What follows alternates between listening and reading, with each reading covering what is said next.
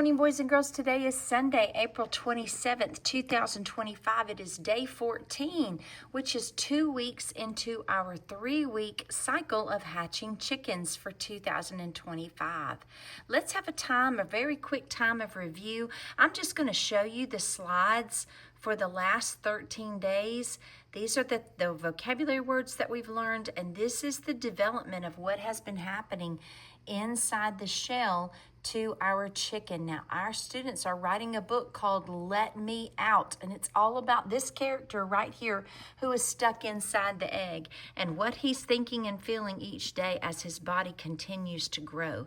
So today we come to day 14, where the embryo turns its head towards the end of the egg. Now, this picture is a little off because they actually have the egg flipped upside down. So the fat end of the egg is up here, and the smaller, thinner side of the oval is down here.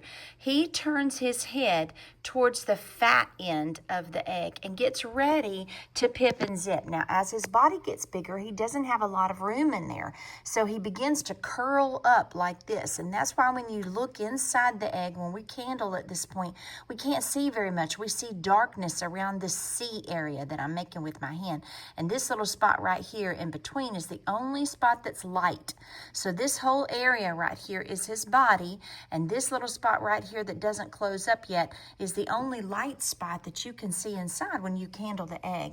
So when he decides to pip and zip, his head is actually facing the fat side, and he cracks a little hole in the shell and cracks another little hole and another little hole, almost in a straight line all the way around until it gets to where he can pop his body out. And remember, he's stuffed inside, so when he pops out, he kind of goes like that, right? And then they lay on the bottom of the incubator looking like they're pitiful for about a day until they get all dried out and cute. Let's look at our vocabulary words for today. We have cockerel, which is what you call a male chicken less than a year old. You call him a cockerel. Does that remind you of something?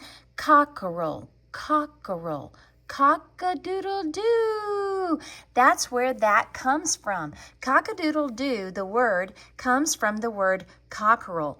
And that is what we call a male chicken less than a year old. We're going to listen to some roosters making their crowing sound in just a minute. The second word is chick, which is a newly hatched chicken. That's what we call them when they are first born. Do you guys remember the vocabulary word that we learned for a female chicken less than 6 months old before she's fully grown? What did we call her? Pullet. That's right. Pullet. Okay, so today is Sunday, April 27th, 2025. It is day 14. And what I'm going to do now is pull up a video of some roosters that are making that cock-a-doodle-doo sound. I want you to listen to some of them.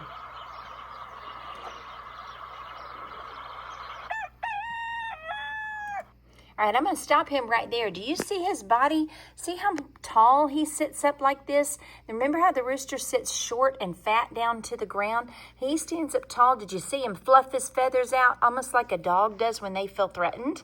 That's what a rooster does when he is starting to protect. Sometimes they hear a sound and they'll do that. They do not just say cock-a-doodle-doo in the morning. They actually crow all day long whenever they feel a threat or they need to make themselves known. Now, do you see these feathers coming down long right here? Those are the saddle feathers we've been talking about. Hens don't have those. So these identify the rooster. Their flight feathers back here in the back, how long they are and how they curve over, identifies the rooster. His body build being tall identifies him. Both the hen and the rooster have this up at the top, which is called a comb, and they have this little thing under their beak, which is called a wattle, except the rooster's usually is a little bit bigger. All right, let's listen to a few more crowing.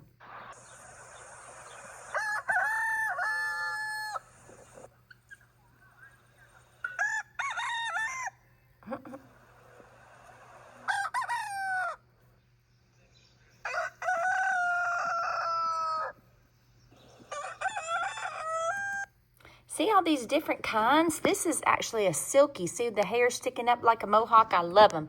But do you see what I mean? Some of them have tall combs and big wattles underneath, and some do not. Let's watch one more.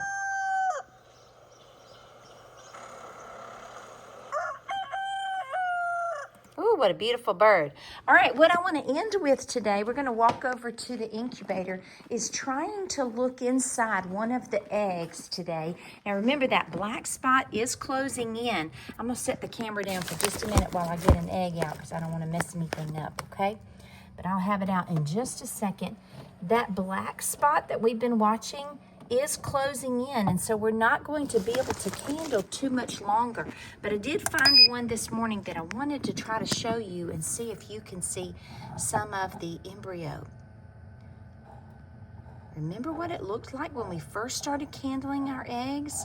See how this one has a lighter spot right there, a wider, lighter spot. Most of them have already closed in with a dark area right there. So let's turn them around. This is the fat side of the egg. Do you see that? Look at it moving. Isn't that just amazing? I'm gonna see if we can see some of those things we've been looking for. We've been talking about a beak starting to develop.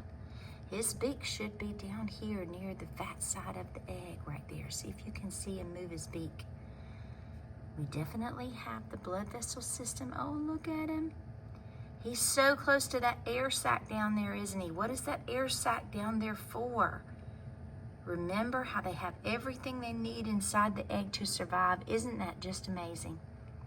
Now, can you see him moving around? Can you see his beak moving? That's amazing, isn't it? I'm gonna turn him just a little bit. Let's look at him from this angle. The more I turn him, maybe I'm waking him up a little bit and he'll move a little bit more for us. This is the light area I'm talking about that's starting to close in. See how we have darkness on this side? We have darkness on this side. Pretty soon the whole thing will be dark and we won't be able to see inside anymore. But can you still see the blood vessel system right there? The air sac down at the bottom. Let's see if we can watch him move one more time.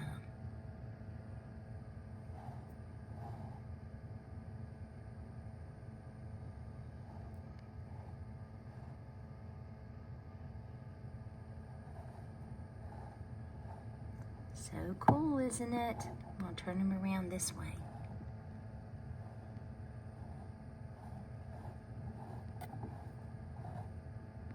You can definitely tell how his body is curved around. See what I mean? How he starts to curve around. All right, let's try. There we go. Come on, Mr. Bird, wake up for us. Isn't that so exciting? We are on day 14, 2 weeks into our 3-week cycle, and we are watching these baby chicks as they grow. All right, boys and girls, how exciting.